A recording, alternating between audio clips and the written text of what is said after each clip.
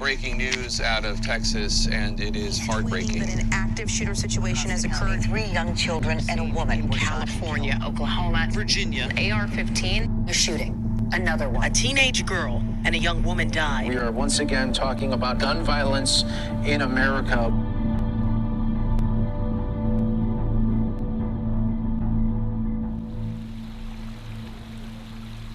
In Uvalde, Texas, the seasons have passed. It's 7 months since a gunman killed 19 young children and their 2 teachers. But here, time has not healed. Well, I remember in the hours after the shooting, these streets were packed with news crews from all around the world. It's quiet now, they've gone, they've moved on, but the school is still here. It's closed now, it'll be demolished, but all those reminders of such tragedy, they are all around. It does make you wonder how a community like this can ever really recover. Her birthday came, went. The holidays have been very difficult. Just feel like the world's moving on, but we're left stagnant. At home with Kimberly and Felix Rubio, I'm introduced to their daughter through memories. She's a beautiful smile, beautiful girl. She really does. Lexi was their little girl, their star. I don't think we'll ever be able to heal from what has happened. People want us to heal, but I think just biding our time until we get to be with her again one day. That's how I see it. There is a sadness here that will never recede. One home, one loss of so many. This American reality now so often feels tragically banal. But absorb the stories, look at the numbers. The scale is staggering, and it's getting worse. We've taken a 2-week snapshot of America, the 2 weeks around Uvalde. The bigger the dot, the greater the number killed and injured. In 2 weeks, over 2,000 shootings, more than 800 people dead, over 1,700 injured. Not exceptional, normal. Because all over this country, strangers are bound by grief. she loved ice cream. She loved her siblings, her parents. She was just a well-rounded little girl. Dawn was a bright soul. Their words thread together. They're broken by gun violence. Breaking news in Mecosta County, where 3 young children and a woman were shot and killed.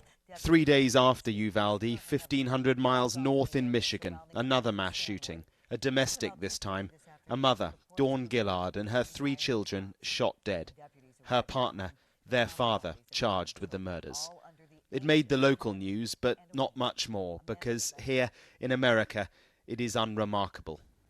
In fact, so unremarkable that Dawn's own cousin saw the story, but didn't realize it was about his family.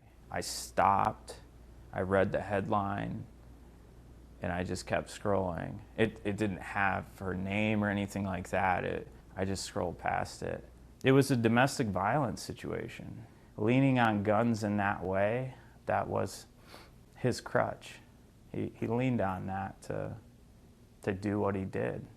The killing of Dawn and her children represented one of 30 mass shootings across America over our 2-week snapshot.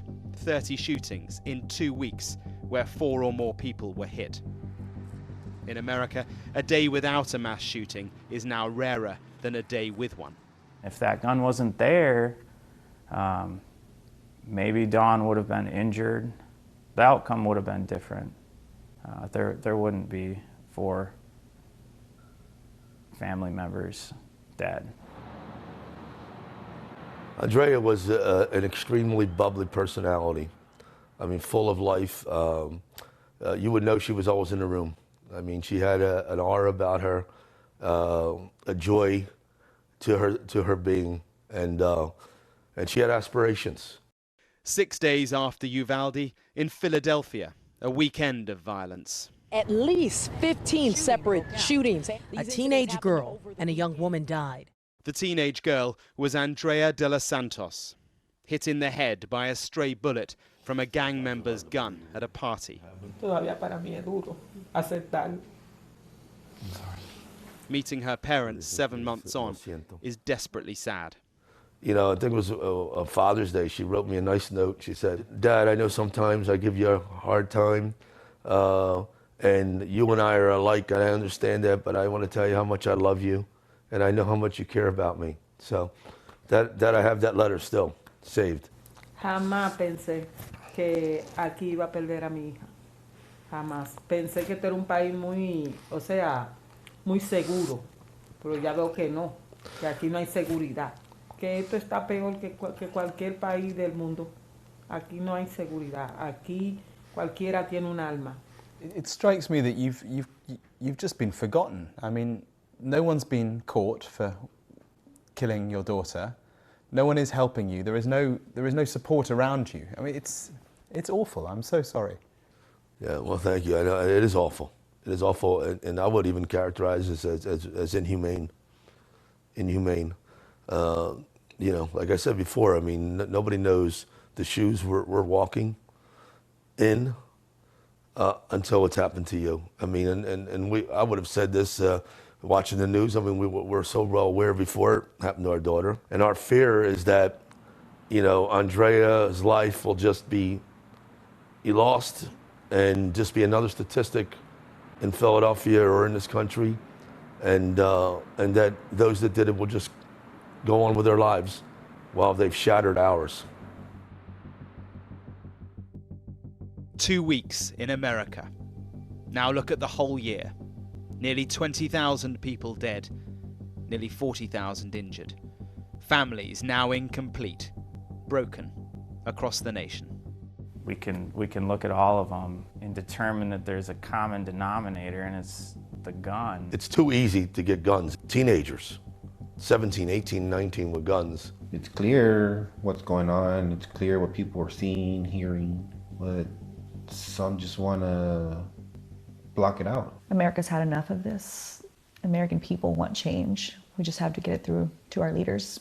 I would say, though, if we do bring about change, it's not us. This is Lexi. We're just doing this for her. Breaking news, a deadly mass shooting. Massive emergency response at the scene. Active shooter situation has occurred. A shooting, another one.